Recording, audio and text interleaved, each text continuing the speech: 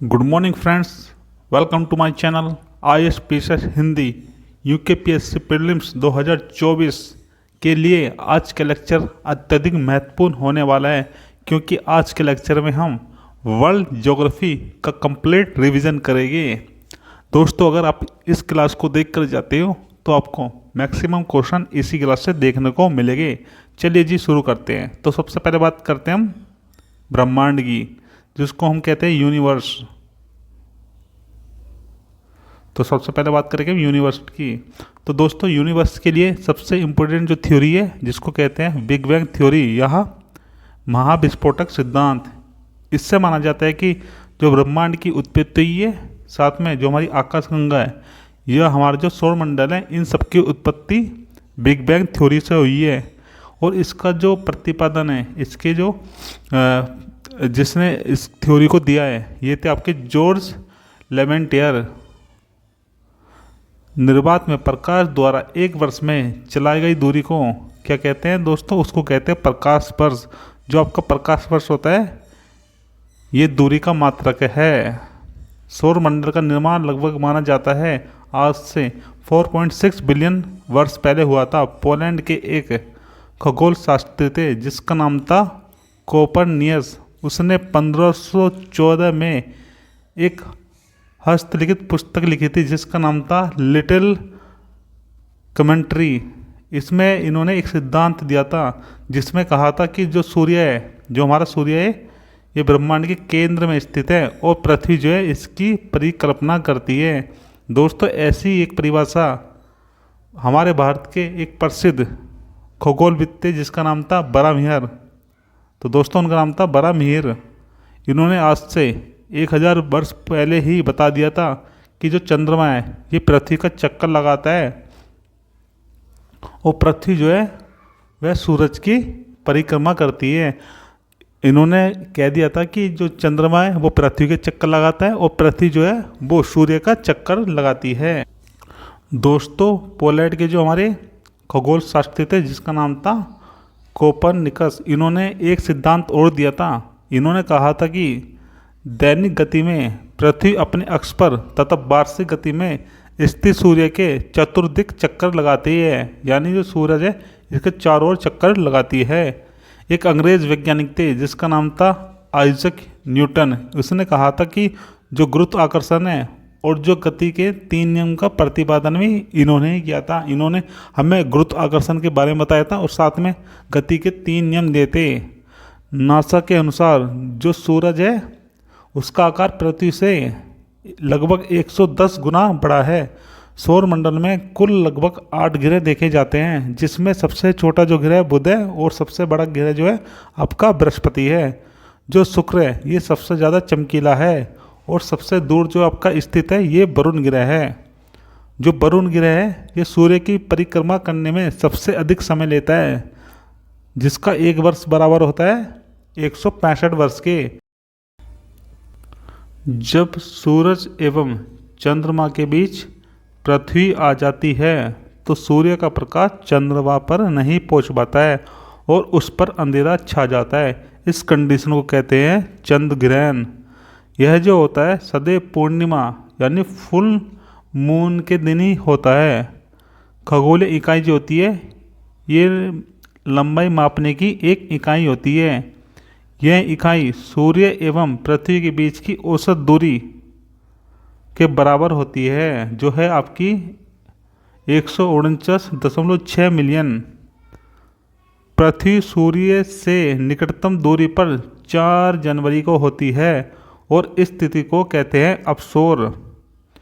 जब पृथ्वी सूर्य के सबसे ज़्यादा पास होती है तो उसको कहते हैं अपसोर, और ये होता है 4 जनवरी को।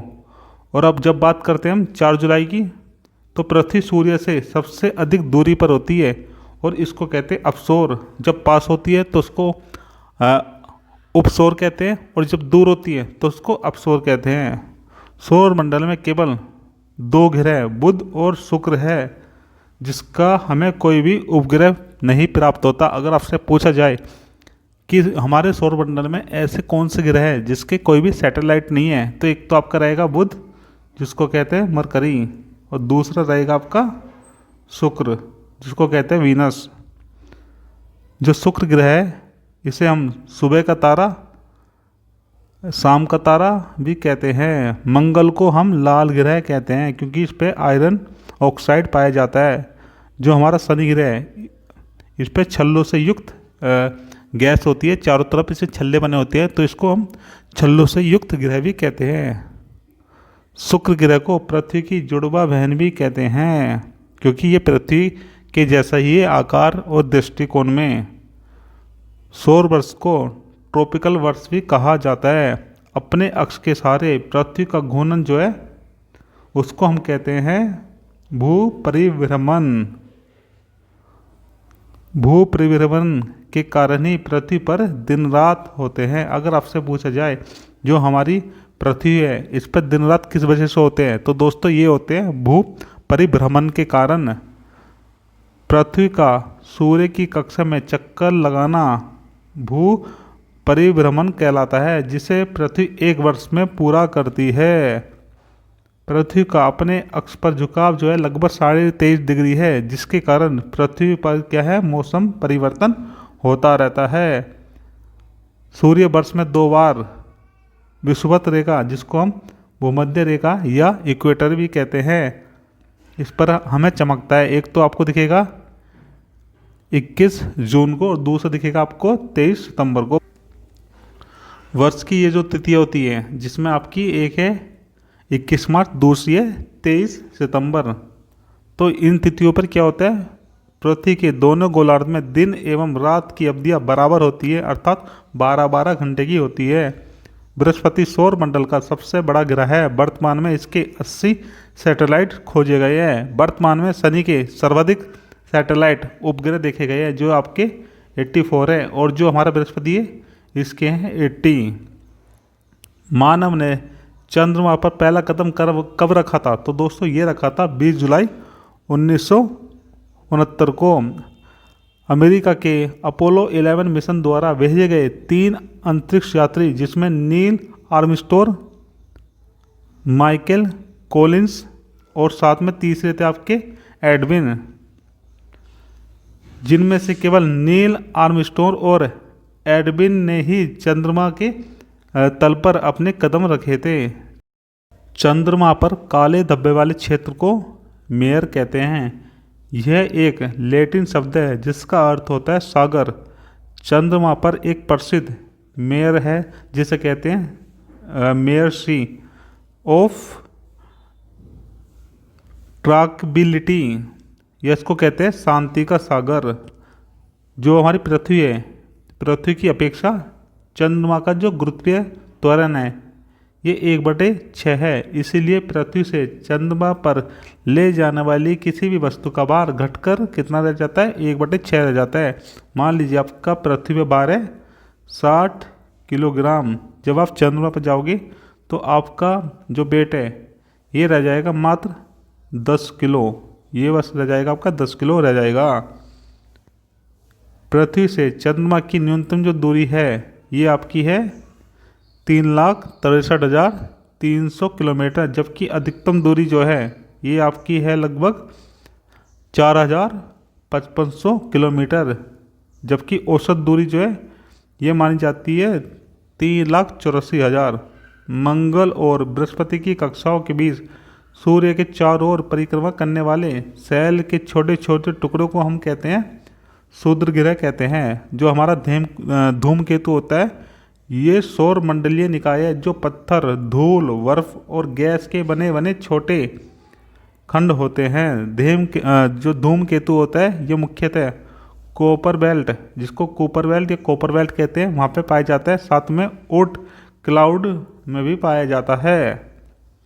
पुच्छल तारे की पूंछ की दिशा जो है सदैव सूर्य से दूर की ओर होती है। मान लीजिए ये आपका सन है, ये आपका सन है और ये आपका पुच्छल तारा है, तो इसकी पूंछ इधर होगी, सूर्य के विपरीत होगी। सूर्य से पृथ्वी तक प्रकाश को आने में कितना समय लगता है, तो दोस्तों ये लगता है 8 मिनट 19 सेकंड। सूर्य तथा पृथ्वी के मध्य जो ग्रह है ये आपके 2 ग्रह देखने को मिलेंगे। सबसे पहला आपका बुध आता है, फिर शुक्र आता है, फिर तीसरे नंबर पे पृथ्वी आता है। हाइड्रोजन, हीलियम तथा मीथेन प्रमुख गैसों में जो विद्वान है, तो दोस्तों ये आपको देखने को मिलेगी बृहस्पति ग्रह में, शनि ग्रह में और आपके मंगल ग्रह में। आकाश गंगा जिसको मिल्की वे कहते हैं, इसका जब हम वर्गीकरण करते हैं तो ये किस प्रकार की हमें देखने को मिलती है, तो ये हमें सर्पिला आकार की गैलेक्सी के रूप में देखने को मिलती है। हमारी आकाश गंगा के केंद्र की परिक्रमा करने में सूर्य को कितना समय लगता है, तो दोस्तों ये लगता है 23 करोड़ वर्ष। तारे का रंग जो है वो क्या बताता है, वह उसके ताप को बताता है। अगर नीला तारा होगा तो उसमें तापमान बहुत ज़्यादा होगा, अगर वो लाल हो रहा होगा तो उसका तापमान धीरे धीरे कम हो रहा होगा। वह सीमा जिसके बाहर तारे आंतरिक मृत्यु से ग्रसित हो जाते हैं उसको कहते हैं हम चंद्रशेखर सीमा।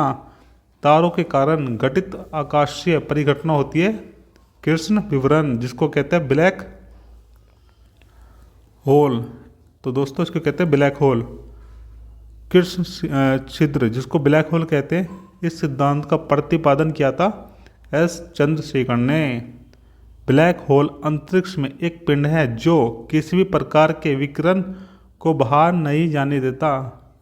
इस गुण का कारण है बहुत उच्च घनत्व, वहाँ पे आपको बहुत ज़्यादा घनत्व देखने को मिलता है। उत्तरी ध्रुवीय प्रकाश के लिए वायुमंडल की कौन सी परत जिम्मेदार होती है, तो दोस्तों ये होती है आपकी आयन मंडल। सूर्य के केंद्र में उपस्थित पदार्थ जो होता है उसको कहते हैं प्लाज्मा अवस्था, वो प्लाज्मा अवस्था में देखने को मिलता है। सूर्य का परमामंडल जिसको हालो कहते हैं, प्रकाश के अपवर्तन से उत्पन्न होता है। पक्षाव कपासी मेघों के हित के हिम में देखने को मिलता है। सौर मंडल का सर्वाधिक जो गर्म ग्रह है ये आपका है शुक्र। मैकलन अंतरिक्ष यान किस ग्रह हेतु भेजा गया था, तो ये भेजा गया था शुक्र ग्रह हेतु। अरस्तु ने सर्वप्रथम कहा था जो पृथ्वी है ये गोलाकार है। जीवधारी के रूप में पृथ्वी का वैज्ञानिक नाम है ग्रीन प्लैनेट। कौन सा एक तारा पृथ्वी के सर्वाधिक समीप है, तो यह है आपका सूर्य है। पृथ्वी से दूरी के अनुसार सौर मंडल के ग्रह का जो एक क्रम होगा, तो ये सबसे पहले आपका आएगा शुक्र, फिर मंगल, फिर आपका आएगा बुध, बृहस्पति, शनि, अरुण और वरुण। इसके दिन की अवधि तथा इसके कक्ष का झुकाव सन्निकटस्थ पृथ्वी के समान ही देखने को मिलता है, और ये है आपका मंगल ग्रह। अब बात करते हैं हम पृथ्वी की। पृथ्वी पर सभी देशांतरों के अतिरिक्त विषुवत रेखा भी देखने को मिलती है। शून्य अंश और जो शून्य अंश है ये अक्षांश रेखा जो होती है इसको हम विषुवत रेखा कहते हैं, एवं जो शून्य अंश देशांतर रेखा होती है इसको हम प्रधान मध्यमान रेखा कहते हैं। जब इन दोनों का मिलन होता है तो ये आपको अफ्रीका के पश्चिमी भाग पर स्थित एक खाड़ी है, गिनी की खाड़ी, वहाँ पर देखने को मिलता है। अगर आपसे पूछा जाए जो हमारा अक्षांश है और जो हमारा देशांतर है, ठीक, दोनों जो शून्य है, शून्य 0 डिग्री अक्षांश और 0 डिग्री देशांतर, जहाँ पे दोनों मिलते हैं वो जगह है आपकी गिनी की खाड़ी जो अफ्रीका के पश्चिमी भाग पर है। गिनी की खाड़ी जो है ये अटलांटिक महासागर जिसको हम अंध महासागर भी कहते हैं वहाँ पर स्थित है। पूर्वी गोलार्ध का समय आगे तथा पश्चिमी गोलार्ध का समय पीछे होता है। तो दोस्तों ये होता है आपके जो आपके मध्याह्न देशांतर है, यहाँ से जहाँ से हम समय डिसाइड करते हैं इसको कहते हैं ग्रीनविच मीन टाइम GMT, जो भारत के समय के अनुसार भी 5.5 घंटे पीछे है, यानी भारत का जो समय GMT से 5.5 घंटे आगे है। चलिए अब आगे देखते हैं। सामान्यतः एक देशांतर पर 4 मिनट होती है। तो दोस्तों अगर आपसे पूछा जाए कि जो एक देशांतर है वो कितने मिनट के बराबर होता है, तो वो 4 मिनट के बराबर होता है। जो आपकी विषुवत रेखा होती है जिसको इक्वेटर कहते हैं, यह कुल 13 देशों से होकर गुजरती है, जिसमें इस प्रकार देश है। पहला जो देश आपका साओ टोम और प्रिंसिप, दूसरा आपका है गेवन, तीसरा देश आता है कांगो गणराज्य, और जो चौथा राज्य है यह है कांगो लोकतांत्रिक गणराज्य, पांचवा आपका युगांडा, छठा केन्या, सातवां सोमालिया, आठवां मालदीव, जो नौवां देश है ये इंडोनेशिया है, और 10वां है किरीबाती, और 11वां इक्वेडोर, 12वां है कोलंबिया, और जो 13वां नेशन आता है यह है ब्राज़ील। भूमध्य रेखा, कर्क रेखा और मकर रेखा केवल अफ्रीका महाद्वीप से गुजरती है। अफ्रीका महाद्वीप एकमात्र ऐसा महाद्वीप है जहाँ से आपकी तीनों रेखाएं गुजरती है। दक्षिण अमेरिका महाद्वीप से भूमध्य रेखा और मकर रेखा होकर गुजरती है। जो हमारी कर्क रेखा है जिसको ट्रॉपिक ऑफ कैंसर कहते हैं, विश्व के किन देशों से होकर गुजरती है, चलिए ये भी देखते हैं। हवाई द्वीप जो आता है आपका संयुक्त राज्य अमेरिका में, number 1। Number 2 Mexico, number 3 Bahamas, number 4 Mali, number 5 Mauritania, number 6 Niger, number 7 Algeria, number 8 western Sahara, number 9 Libya, number 10 Saudi Arab, number 11 मिस्र, number 12 UAE, number 13 Bharat, number 14 Bangladesh, number 15 Myanmar, number 16 चीन, नंबर 17 ताइवान, और number 18 आपका Oman. तो जो आपकी tropic of cancer है ये 18 देशों से होकर गुजरती है। दोस्तों जो आपकी ट्रॉपिक ऑफ कैंसर जिसको कर्क रेखा कहते हैं, यह चार्ट के सुदूर उत्तरी दिशा को स्पर्श करते हुए गुजरती है। अब आगे बात करते हैं मकर रेखा की, जिसको ट्रॉपिक ऑफ कैप्रिकॉर्न कहते हैं। अब ये भी देखते हैं कि ये कितने देशों से होकर गुजरती है। Number 1 Brazil, number 2 Australia, number 3 Paraguay, number 4 Madagascar, number 5 Argentina, number 6 Mozambique, number 7 Chile, number 8 दक्षिणी अफ्रीका, नंबर 9 फ्रांस पोलिनेशिया जो फ्रांस के कंट्रोल में है, number 10 Tonga, number 11 Botswana, number 12 Namibia.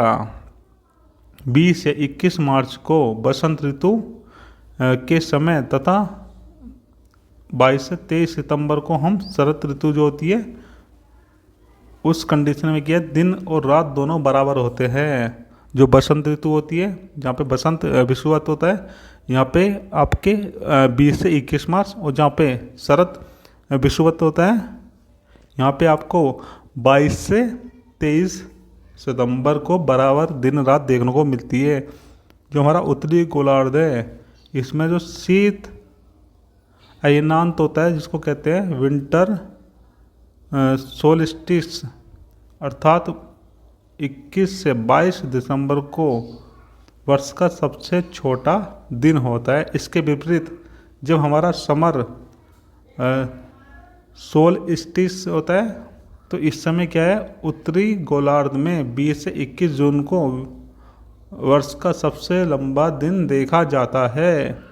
20 से 21 जून को दक्षिणी गोलार्ध में सबसे छोटा दिन और 21 से 22 दिसंबर को सबसे बड़ा दिन होता है। 21 जून को उत्तरी गोलार्ध में दोपहर को आपकी छाया सबसे छोटी होती है। तो दोस्तों कब होती है, 21 जून को, जिस दिन विश्व में योगा दिवस होता है, जिसको विश्व योगा दिवस मनाते हैं उस दिन। अब आगे बात करते हैं स्थल मंडल की। भूपृष्ठ के लगभग 75% क्षेत्र पे फैली अवसादी शैलों में परतें जो पाई जाती है, अर्थात ये स्तरों में निक्षेपित होती है, परंतु ये शैलें रवादार नहीं होती है। बलुआ पत्थर सैंडस्टोन यांत्रिक क्रियाओं द्वारा निर्मित होने वाली अवसादी या परतदार शैल होती है। आग्नेय चट्टानें जिसको इग्नियस रॉक कहा जाता है, पृथ्वी के आंतरिक भाग में पिघलने वाले मैग्मा या फिर जो भार लावा आके ठंडा हो चुका है, जो ठोस हो चुका है, उसकी बनी होती है। परतदार अथवा तलछटी तथा आग्नेय शैल।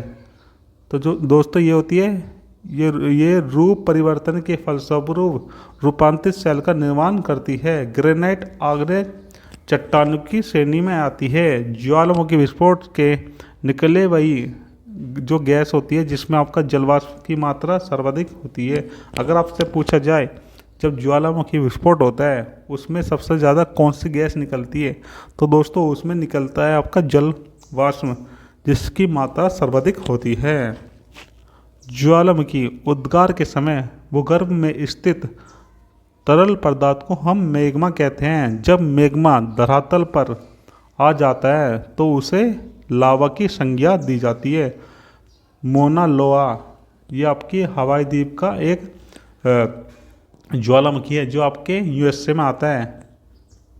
इसके लगभग आधे भाग पर विस्तृत है। यह पृथ्वी पर स्थित एक्टिव वोल्केनो में से एक है। अब आगे बात करते हैं कोटापेक्सी।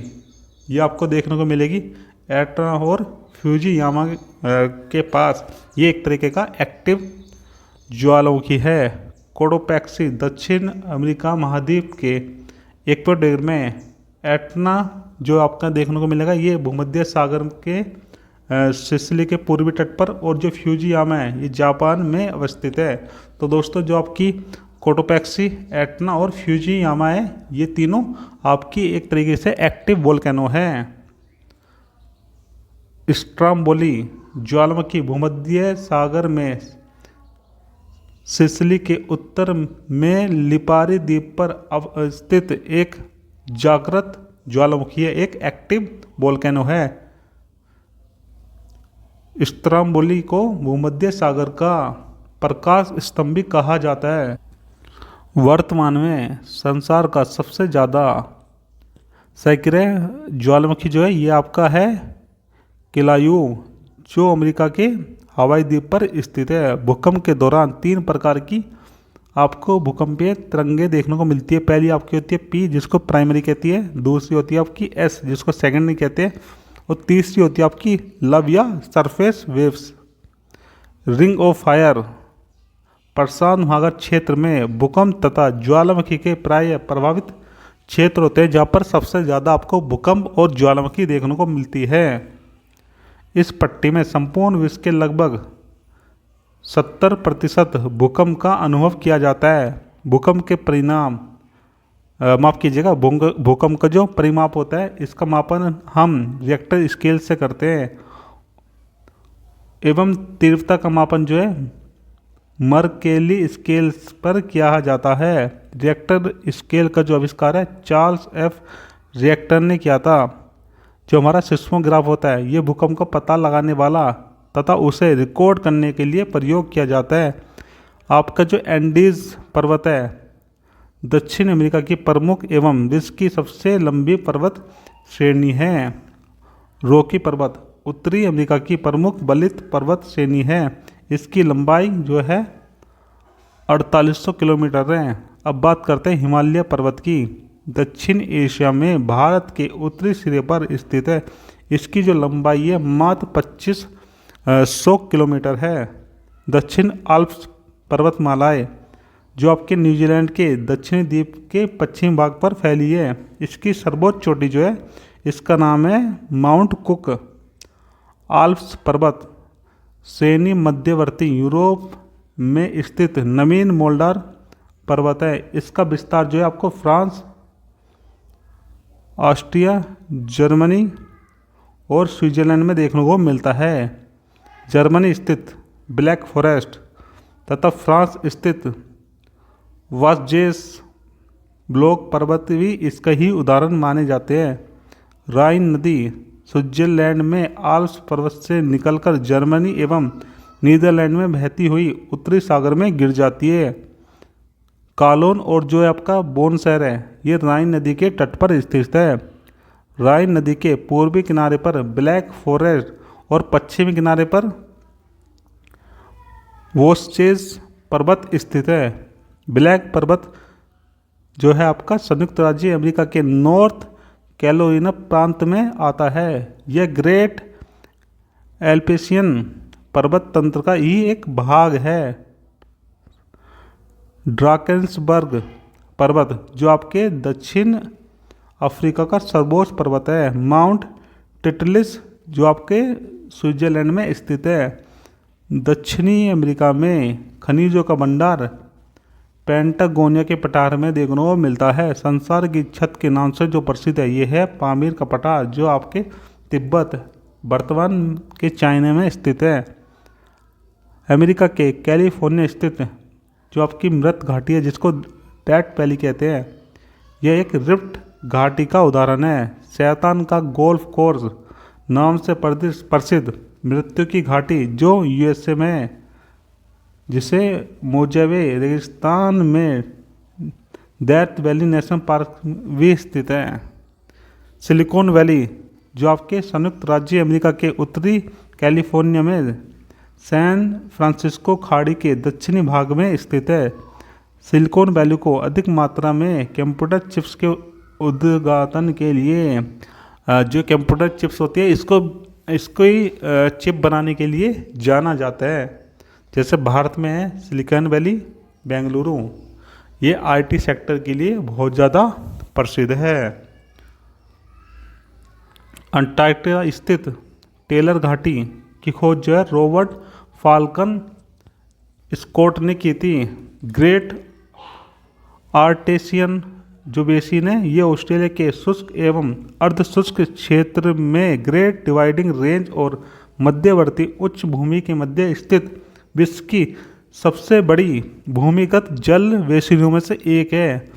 राजाओं की घाटी वैली ऑफ द किंग या वादी अल मुल्क जो आपका स्थित है मिस्र में। सहारा मरुस्थल विश्व का सबसे बड़ा नॉन पोलर मरुस्थल है। आप कह सकते हो जो सहारा मरुस्थल है ये एक ऐसा मरुस्थल है जो विश्व का सबसे बड़ा है और जो नॉन पोलर डिजर्ट है। तकला मकान मरुस्थल जो है ये मध्य एशिया के चाइना में स्थित है। गोबी मरुस्थल ये भी आपके उत्तरी चाइना में स्थित है जो मंगोलिया के पास स्थित है। ये एक ठंडा मरुस्थल है। थार मरुस्थल थार डिजर्ट जिसे ग्रेट इंडियन डिजर्ट के नाम से भी जाना जाता है, ये दक्षिण एशिया का सबसे बड़ा मरुस्थल है। आटकामा मरुस्थल दक्षिण अमेरिका में स्थित है। संसार का सबसे शुष्क मरुस्थल है। यह पृथ्वी का सर्वाधिक शुष्क क्षेत्र जिसको ध्रुवीय क्षेत्र से बाहर है। आप कह सकते हो ये जो है विश्व का सर्वाधिक शुष्क क्षेत्र है जो ध्रुवीय क्षेत्र पर नहीं आता, क्योंकि ध्रुवीय क्षेत्र पर जब जाओगे तो वहाँ पे आपको शुष्क क्षेत्र मिल जाएगी, लेकिन ये ऐसा क्षेत्र है जो बिना ध्रुव के भी बहुत ज़्यादा शुष्क है। चलिए अब आगे देखते हैं। आटाकामा मरुस्थल में सोडियम नाइट्रेट, तांबा और अन्य खनिज के विशाल भंडार देखने को मिलते हैं। यह मरुस्थल उत्तरी चिली एवं पेरू में स्थित है। शीतोष्ण कटिबंधीय मरुस्थल जो है आपको 30 से 60 डिग्री कहाँ पे लैटिट्यूड पे देखने को मिलेंगे। कहाँ पे देखने को मिलेंगे 30 से 60 लैटिट्यूड पर देखने को मिलते हैं, अक्षांश पर देखने को मिलते हैं। इनमें पेंटागोनियन, गोबी और लद्दाख मरुस्थल आते हैं। शीतोष्ण शंकुधारी वन जो है वर्तमान में विश्व में जो है सर्वाधिक क्षेत्र को आच्छादित करते हैं, सर्वाधिक क्षेत्र पर पाए जाते हैं। ये वन मुख्यतः शीतोष्ण कटिबंधीय क्षेत्र में पाए जाते हैं। उष्ण कटिबंधीय घास के मैदानों का विस्तार, भूमध्य रेखीय सदाबहार वनों तथा गर्म मरुस्थल क्षेत्रों के मध्य पाए जाते हैं। अब देखते हैं आगे विश्व की प्रमुख शीतोष्ण कटिबंधीय घास भूमि का स्थानीय नाम एवं उनकी क्या स्थिति है। तो सबसे पहले बात करते हैं पंपास, जो आपको देखने को मिलेगा साउथ अमेरिका में, जो आपके अर्जेंटीना, उरुग्वे और ब्राज़ील में आता है। इसके बाद आता है आपका वेल्ड जो आपको अफ्रीका महाद्वीप में देखने को मिलता है। फिर आपका आता है डाउन्स जो ऑस्ट्रेलिया महाद्वीप में देखने को मिलता है। फिर आता है स्टेपी जो आपको पूर्वी यूरोप और मध्य एशिया में देखने को मिलता है। इसके बाद आता है प्रेरी जो आपको उत्तरी अमेरिका में देखने को मिलता है। अफवाह क्षेत्र की दृष्टि से विश्व की जो सबसे बड़ी नदी है ये आपकी अमेजन रिवर है, जो आपके साउथ अमेरिका में आती है। इसकी लंबाई जो है 6400 किलोमीटर है। लंबाई की दृष्टि से विश्व की सबसे बड़ी जो नदी है ये नील नदी है, जो आपको पूर्वी अफ्रीका में देखने को मिलती है, जिसकी लंबाई 6650 किलोमीटर है। अब बात करते हैं आगे कांगो रिवर की, जिसे जायरे नदी भी कहा जाता है। अफ्रीका की एक प्रमुख नदी है। यह विषुवत रेखा को 2 बार काटती है। अगर आपसे पूछा जाए कि ऐसी कौन सी नदी है जो विषुवत रेखा को 2 बार काटती है, तो दोस्तों ये रहेगी आपकी कांगो नदी, और इसका दूसरा नाम जायरे नदी भी है। मिसिसिपी मिसौरी उत्तरी अमेरिका की सबसे लंबी नदी है। यह मैक्सिको की खाड़ी में गिरती है। मिस्र को नील नदी का उपवार भी कहा जाता है, क्योंकि जो हमारी नील नदी है जिन क्षेत्रों में अपना जल प्रवाहित करती है वह क्षेत्र सहारा मरुस्थल के नखलिस्तान के समान होता है। मैकेंजी नदी कनाडा की सर्वाधिक लंबी नदी है। आपसे अगर पूछा जाए जो मैकेंजी नदी है ये कहाँ की सबसे लंबी नदी है, तो दोस्तों यह है कनाडा की सेंट लॉरेंस नदी। ये महान झीलों को अटलांटिक महासागर से जोड़ती है। यह यूएसए और कनाडा के मध्य अंतर्राष्ट्रीय सीमा का भी निर्माण करती है। तो दोस्तों जो सेंट लॉरेंस नदी है ये यूएसए और कनाडा के बीच भी अंतर्राष्ट्रीय सीमा का निर्माण करती है। ओरिनोको नदी, तो दोस्तों इसका अधिकांश भाग जो है वेनेजुएला में आता है और कुछ भाग जो है कोलंबिया में भी आता है। डेन्यूब नदी यूरोप की दूसरी सबसे लंबी नदी है। ये जो निकलती है जर्मनी से निकलती है तथा यह काला सागर में जाकर मिल जाती है। अब आगे बात करते हैं वोल्गा नदी की। ये यूरोप की सबसे लंबी नदी है। यूराल नदी दक्षिणी यूराल पर्वत से निकलती है और कैस्पियन सागर में मिल जाती है। संसार का सबसे बड़ा जो द्वीप है ये है आपका ग्रीनलैंड। ग्रीनलैंड जो है डेनमार्क का ही भाग है और इसका जो क्षेत्रफल है, तो दोस्तों इसका क्षेत्रफल है 21 लाख वर्ग किलोमीटर। न्यू गिनी का क्षेत्रफल है लगभग 8 लाख और जो वोर्निया है इसका क्षेत्रफल है 7.5 लाख। और जो आपका मालागासी या मेडागास्कर है इसका क्षेत्र है 5.5 लाख। डियागो गार्सिया हिंद महासागर में स्थित है। फिजी दक्षिणी प्रशांत महासागर का एक द्वीपीय राष्ट्र है। जापान मुख्यतः 4 द्वीपों से मिलकर बना है, जिसमें पहला है आपका होक्काइडो, दूसरा है होन्शु, तीसरा आपका है शिकोकू और जो चौथा आइलैंड है ये है क्यूशु। इन 4 द्वीपों में जो आपका होन्शु आइलैंड है ये सबसे बड़ा है और जापान की जो राजधानी है टोक्यो वो भी होन्शु आइलैंड पर ही स्थित है। जो आपका माजुरी द्वीप है ये ब्रह्मपुत्र नदी के मध्य में स्थित विश्व का सबसे बड़ा ताजे पानी का नदीय द्वीप है।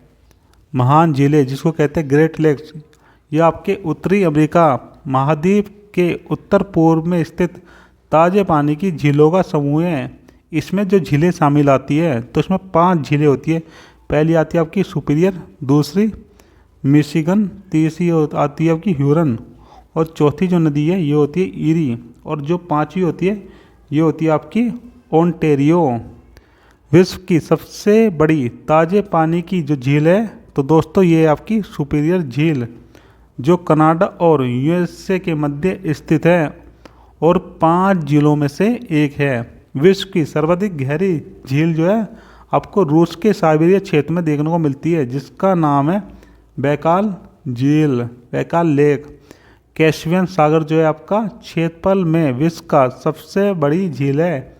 इसकी सीमाएं जो है रूस number 1, number 2 Azerbaijan, number 3 Iran, number 4 Turkmenistan और नंबर 5 कजाकिस्तान से लगती है। अब आगे बात करते हैं विक्टोरिया झील की, जो आपके तंजानिया, युगांडा, केन्या के मध्य स्थित है। यहाँ से ही नील नदी का उद्गम स्थान माना जाता है। जो आपकी डेड सी होती है, मृत सागर होता है, ये आपके Jordan number 1, number 2 Israel, number 3 फिलिस्तीन का जो कुछ भाग है जिसमें को कहते हैं हम वेस्ट बैंक पर स्थित है। क्षेत्रफल और आयतन के आधार पर विश्व की सबसे बड़ी जो झील है यूरेशिया की है, जिसका नाम है कैस्पियन सागर, जिसका विस्तार जो है 3,71,000 वर्ग किलोमीटर क्षेत्र पर है। यह खारे पानी की सबसे बड़ी झील है। अरल सागर खारे पानी की झील है जो कजाकिस्तान और उज्बेकिस्तान की सीमा पर स्थित है। फिनलैंड को झीलों की वाटिका के नाम से भी जाना जाता है, क्योंकि यहाँ पे आपको बहुत ज़्यादा झीलें ही देखने को मिलती है। विश्व का सबसे ऊंचा जलप्रपात जो है ये है साल्टो एंजल, जिसकी ऊंचाई है लगभग 980 मीटर। साल्टो एंजल प्रपात जो है ये आपको वेनेजुएला के कनेमा नेशनल पार्क जो रियो कनोरी नदी पर स्थित है वहाँ पर देखने को मिलता है। टुगेला जलप्रपात दक्षिण अफ्रीका में टुगेला नदी पर स्थित है। नियाग्रा जलप्रपात यूएसए और कनाडा की सीमा पर स्थित है, जो आपको नियाग्रा नदी पर देखने को मिलता है। विक्टोरिया फॉल्स ये आपको दक्षिण मध्य अफ्रीका के अंदर जो आपका मोजाम्बिक और जिम्बाब्वे आता है, इसकी सीमा पर देखने को मिलता है, जो जाम्बेजी नदी पर स्थित है। अब आगे बात करते हैं पनामा नहर की। ये अटलांटिक महासागर को प्रशांत महासागर से जोड़ती है। सू नहर ये उत्तरी अमेरिका की 5 महान झीलों में से 2, जो आपकी पहली है सुपीरियर और दूसरी है ह्यूरन, इन दोनों को जोड़ती है। अब आगे बात करते हैं कील नहर की। ये उत्तरी सागर को बाल्टिक सागर से जोड़ती है। मलक्का जल संधि इंडोनेशिया के सुमात्रा द्वीप को मलेशिया से अलग करती है। यूरोप को अफ्रीका से अलग करने वाली जो जल संधि है इसका नाम है जिब्राल्टर। यह अटलांटिक महासागर एवं भूमध्य सागर को जोड़ती है। हार्मुज की जल संधि जो फारस की खाड़ी को ओमान की खाड़ी के साथ जोड़ती है। एशिया एवं उत्तरी अमेरिका महाद्वीप के मध्य जो आपको बेरिंग जल डमरू देखने को मिलता है, जो आपके रूस और अमेरिका का अलास्का और रूस का जो है साइबेरिया वाला पार्ट इसके मध्य स्थित है। डोवर जल डमरू मध्य इंग्लिश चैनल एवं उत्तर सागर को संयुक्त करता है। पाक जल संधि भारत के तमिलनाडु राज्य और श्रीलंका के मध्य स्थित है। यह बंगाल की खाड़ी को मन्नार की खाड़ी से जोड़ती है। अब आगे बात करते हैं गंगा डेल्टा, जो विश्व का सबसे बड़ा डेल्टा है। इसे गंगा ब्रह्मपुत्र डेल्टा के नाम से भी जाना जाता है। सी नदी उत्तरी फ्रांस में बहती है। डैन्यूब नदी पर स्थित जो मुख्य नगर है वो इस प्रकार है। पहला आपका आएगा वियना, नंबर 2 आएगा ब्रातिस्लावा, नंबर 3 आएगा आपका बुडापेस्ट और नंबर 4 आएगा बेलग्रेड। उत्तर कोरिया एवं दक्षिण कोरिया के बीच 38वीं समानांतर रेखा, जबकि संयुक्त राज्य अमेरिका और कनाडा के मध्य 39वीं समानांतर रेखा है जो सीमा निर्धारित करती है। आर्डर्निस लाइन जो है पोलैंड और जर्मनी को अलग करती है। फ्रांस और इटली के मध्य जो सीमा है इसको कहते हैं अल्पाइन लाइन।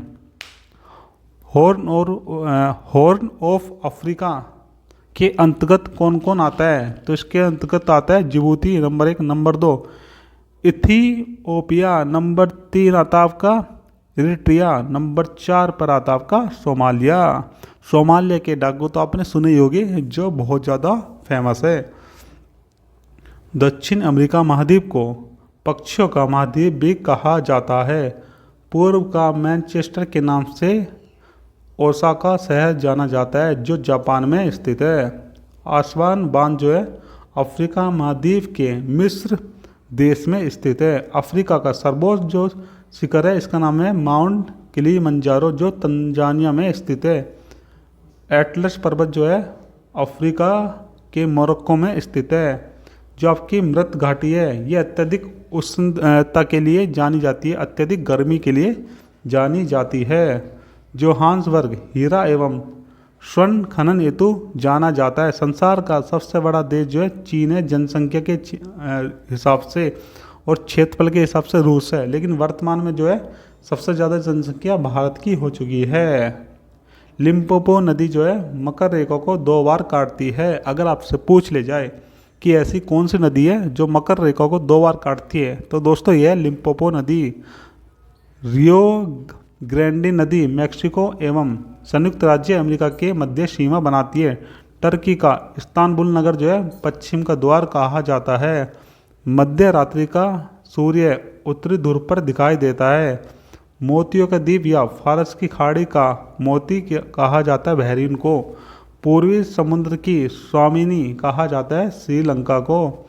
राइन नदी भ्रंश घाटी से बहती है। कोरिया को प्रातःकालीन शांत स्थल कहा जाता है।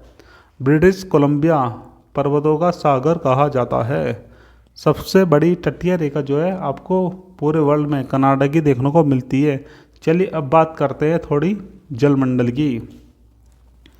पृथ्वी की सतह के कुल क्षेत्रफल का लगभग 29.1% भाग पर स्थल क्षेत्र है और लगभग 70.9% भाग पर आपको जल ही जल दिखेगा। अर्थात पृथ्वी की सतह पर पानी से ढका हुआ लगभग 2/3 भाग देखने को मिलता है।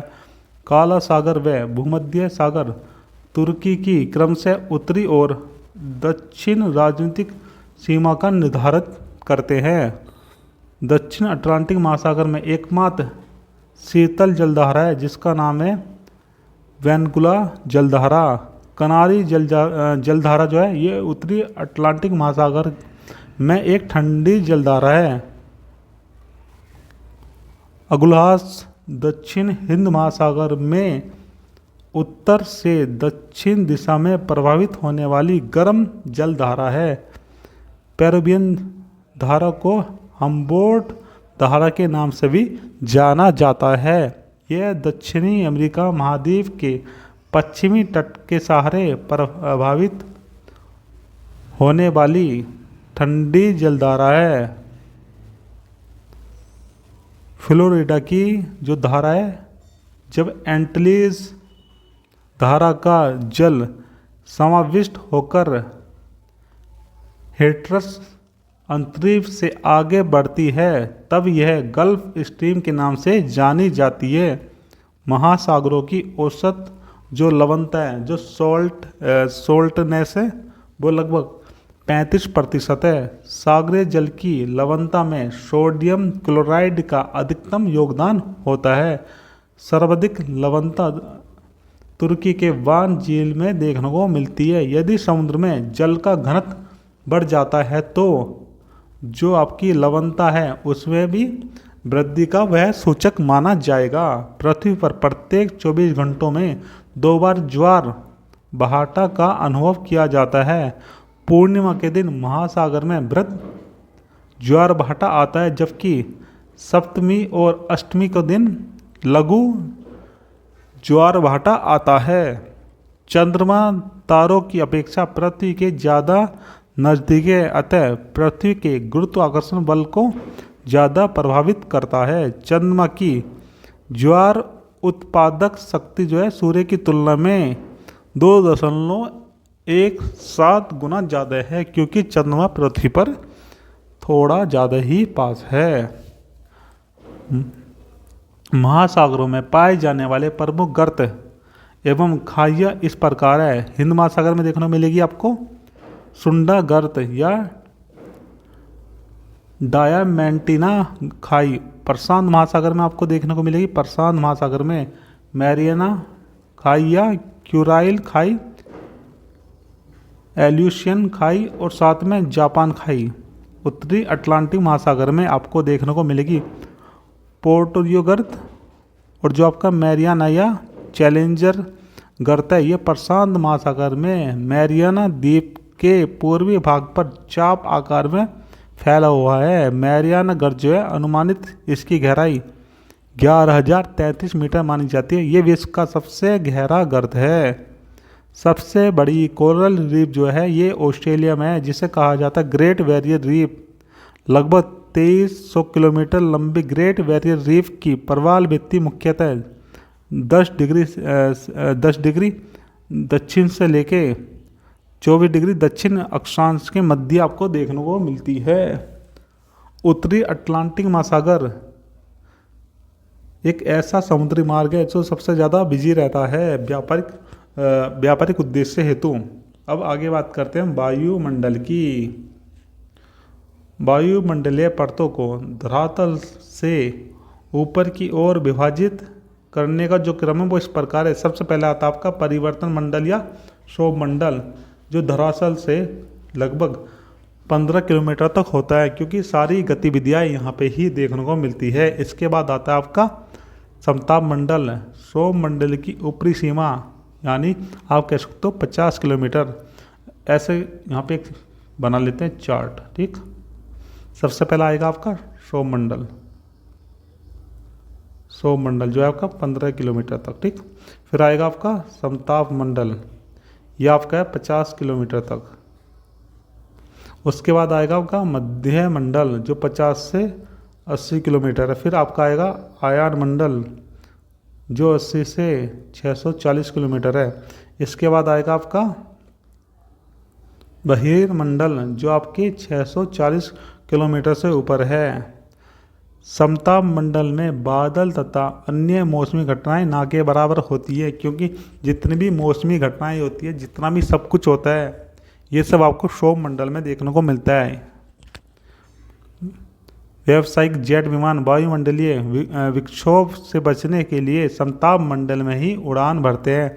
तो ज़्यादातर दोस्तों जो जितने भी ये होते हैं हेलीकॉप्टर होते हैं या हवाई जहाज़ होते हैं, ठीक, ये ज़्यादातर समताप मंडल में ही अपनी उड़ान भरते हैं, क्योंकि बारिश के मौसम में अगर ये शोभमंडल में रहेंगे तो इन्हें दिक्कत आ जाएगी और ये अपनी उड़ान नहीं भर पाएंगे। ओजोन परत पृथ्वी के वायुमंडल के समताप मंडल में धरातल से 15 से 35 किलोमीटर की ऊंचाई पर अधिकांश से पाई जाती है। रेडियो तरंगों का विक्षेपण या परावर्तन जो है आयन मंडल से होता है।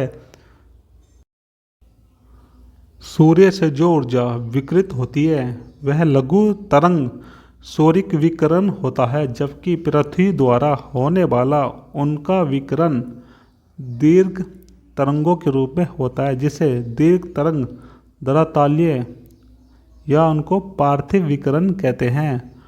टोर्नेडो उष्णकटिबंधीय चक्रवात होता है।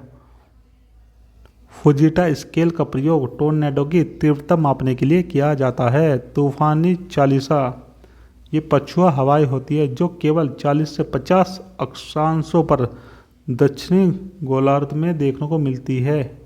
दक्षिण हिंद महासागर क्षेत्र में ये प्रभावित होती है। अब आगे बात करते हैं गर्म स्थलीय पवन की, जिसमें आपका था चिनूक, ये संयुक्त राज्य अमेरिका और कनाडा में चलती है। इसके बाद आपका आता है सेंटा आना जो कैलिफोर्निया में चलती है।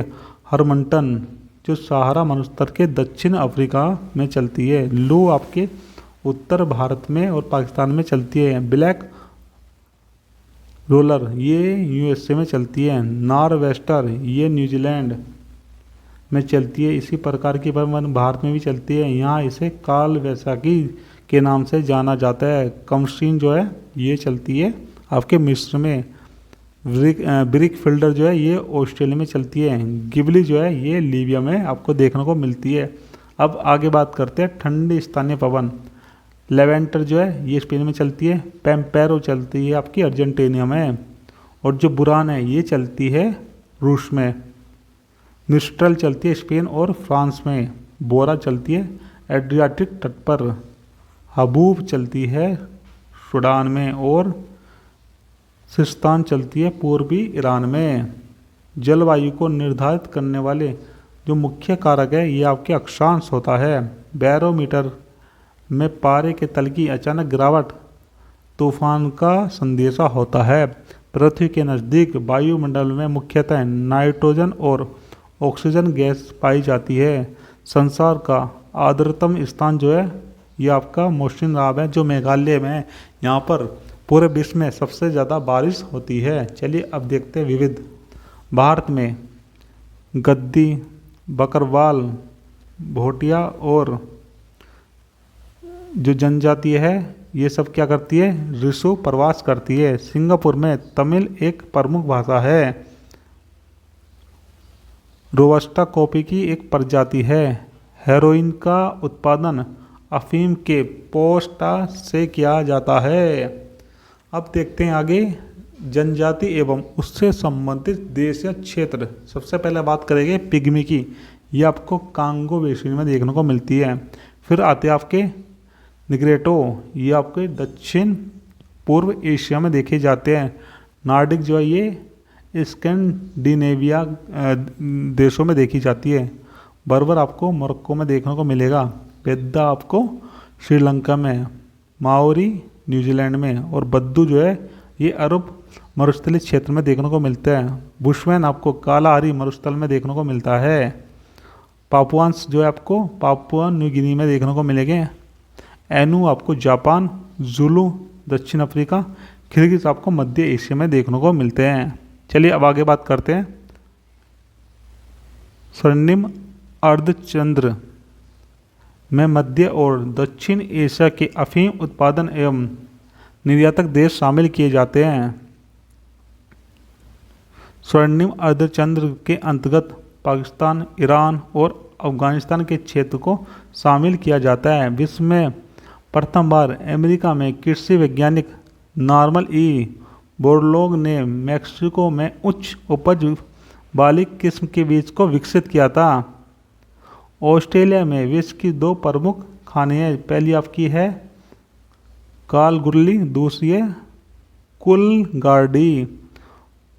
वर्ल्ड न्यूक्लियर एसोसिएशन के अनुसार वर्ष 2021 में कजाकिस्तान विश्व में यूरेनियम का सबसे बड़ा उत्पादक देश है तथा इस संदर्भ में नामीबिया द्वितीय और कनाडा तीसरे स्थान पर रहा था। विश्व में यूरेनियम में सर्वाधिक जो भंडार है आपको ये ऑस्ट्रेलिया में देखने को मिलते हैं।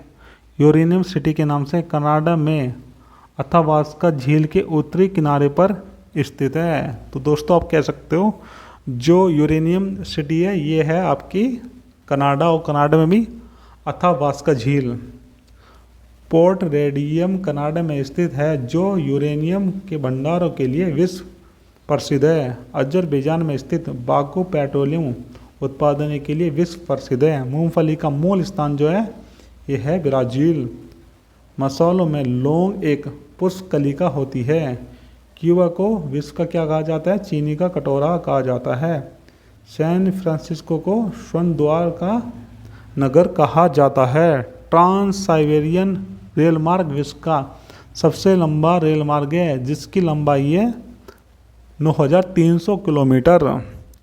एनसीईआरटी के जो सत्र चला था 2022-23 इसके अनुसार माना गया है जिसकी लंबाई है ये 9,332 किलोमीटर। यह यूरेशिया महाद्वीप के पश्चिम में स्थित सेंट पीटर्सबर्ग को पूर्व में प्रशांत महासागर के तट पर स्थित व्लादिवोस्तोक नगर से जोड़ेगा। अलेक्जेंड्रिया मिस्र का समुद्र पंतम है एक तरीके का जो इसका सी पोर्ट है। ग्रैंड बैंक उत्तरी अमेरिका के पूर्वी तट पर तथा अटलांटिक महासागर के उत्तर पश्चिम क्षेत्र पर स्थित है। ग्रैंड बैंक जो है आपका ग्रैंड बैंक जो है अत्यधिक महत्वपूर्ण है मत्स्य पालन के लिए। नवनियतिवाद, अब बात करते हैं नवनियतिवाद की। इसके अनुसार क्या है, इसके अनुसार बाद में देखेंगे, पहले ये देखेंगे इस सिद्धांत का प्रतिपादन किसने किया था। तो दोस्तों इस सिद्धांत का प्रतिपादन किया था टेलर ने। एक समुद्री मील जो है ये बराबर होती है 1852 मीटर में।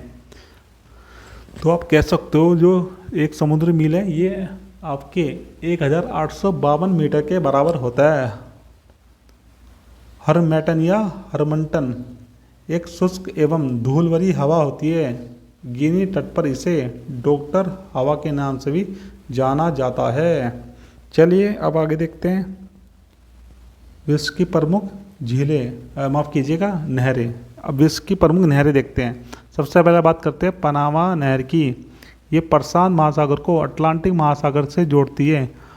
पनामा जो प्रशांत तट पर, कोलोन जो है कैरिबियन तट पर, यहाँ से इसके जो है आपको ये मुख्य पोर्ट देखने को मिलेंगे। अब आगे बात करते हैं सुएज नहर की। भूमध्य सागर को लाल सागर से जोड़ती है। Port Said, port Suez, port Ford तथा पोर्ट इस्माइलिया इसी पर स्थित है। कील नहर उत्तरी सागर को बाल्टिक सागर से जोड़ती है।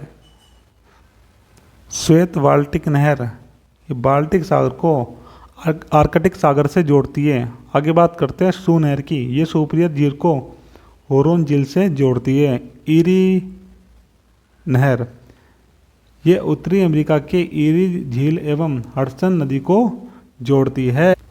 चलिए दोस्तों अब बात करते हैं पृथ्वी पर जल का वितरण। तो दोस्तों महासागर में जो जल आपको देखने को मिलता है ये आपका है 97%। जो हमारा पोलर आइस है या फिर हम कह सकते हैं ग्लेशियर है, इसमें आपका 2.04% है। जो हमारा ग्राउंड वाटर होता है ये 0.61% है। जो हमारी झील होती है इसमें आपका जो पानी है 0.009% है। जो हमारी खारी झील है, सलाइन लेक है, और साथ में के अंतः स्थलीय समुद्री जो आइलैंड वाले क्षेत्र हैं यहाँ पे आपको 0.008% देखने को मिलता है। मृदा जो हमारी आर्द्रता है उसमें जो मृदा है उसमें जो मॉइस्चराइजर है वो आपको कितना देखने को मिलता है, वो आपको 0.005% देखने को मिलता है। वायुमंडलीय जलवाष्प में आपको 0.001%, और नदियों में आपको जो जल देखने को मिलता है ये आपका है 0.0001%। चलिए अब आगे बात करते हैं यहाँ पे विश्व का सबसे ज़्यादा व्यस्त जो महासागर है ये आपका है उत्तरी अटलांटिक महासागर। विश्व की सबसे लंबी नदियाँ, तो दोस्तों जो नील नदी है ये विश्व की सबसे लंबी नदी है और अफ्रीका महाद्वीप की भी सबसे लंबी नदी है। यांग टी सियांग जो है ये एशिया की लंबी नदी है। हांगो जो है ये एशिया में स्थित है और ये एशिया के चाइना में आती है। पराना जो है दक्षिण अमेरिका की नदी है, और जो आमूर नदी है ये माफ़ कीजिएगा एशिया की नदी है। अमेजन जो है ये दक्षिण अमेरिका में आती है। मिसिसिपी मिसौरी है उत्तरी अमेरिका की। जायरे आती है आपकी अफ्रीका में। एटिस आती है एशिया में, और लीना नदी है ये एशिया में आती है जो आर्कटिक महासागर में जाके गिरती है। चलिए अब देखते हैं सभी महाद्वीपों के सर्वोच्च शिखर। तो दोस्तों एशिया में आता है माउंट एवरेस्ट, अफ्रीका में आता है किलिमंजारो, यूरोप का है माउंट एल्ब्रुस, उत्तरी अमेरिका में आता है माउंट डेनाली, और दक्षिण अमेरिका में आता है माउंट एकांकागुआ, ऑस्ट्रेलिया में माउंट कोसिस्को, और जो आपका अटलांटिक माफ़ कीजिएगा अंटार्कटिका महाद्वीप है इसमें आता है विल्सन मैसिव। तो दोस्तों इसमें आता है विल्सन मैसिव। चलिए अब देखते हैं यहाँ पे हम विश्व के प्रमुख घास के मैदान। तो सबसे पहले देखिए शीतोष्ण कटिबंधीय घास के मैदान जो स्टेपीज है ये मध्य एशिया और पूर्वी यूरोप को पूर्वी यूरोप में है। जो आपका वेल्ड है ये दक्षिण अफ्रीका में आता है। पुसताज जो है ये हंगरी में है। पंपाज ब्राज़ील, अर्जेंटीना और उरुग्वे। कैंटरबरी न्यूजीलैंड में है। प्रेरी है आपकी उत्तरी अमेरिका में, और डाउन्स आता है ये आपके ऑस्ट्रेलिया में। चलिए अब देखते हैं उष्णकटिबंधीय घास के मैदान। लानोस है वेनेजुला में, पंपोज है ब्राज़ील में, और सवाना आपका आता है अफ्रीका में। तो दोस्तों सवाना होता है आपका अफ्रीका में। इसी के साथ हमने आज का लेक्चर कंप्लीट कर लिया है। हमने सभी महत्वपूर्ण पहलू देख लिए हैं जो वर्ल्ड ज्योग्राफी से संबंधित हो सकते थे। दोस्तों अगर आपको हमारी वीडियो अच्छी लगती है तो प्लीज़ चैनल को सब्सक्राइब कीजिए, वीडियो को लाइक कीजिए और वीडियो देखने के लिए थैंक यू सो मच।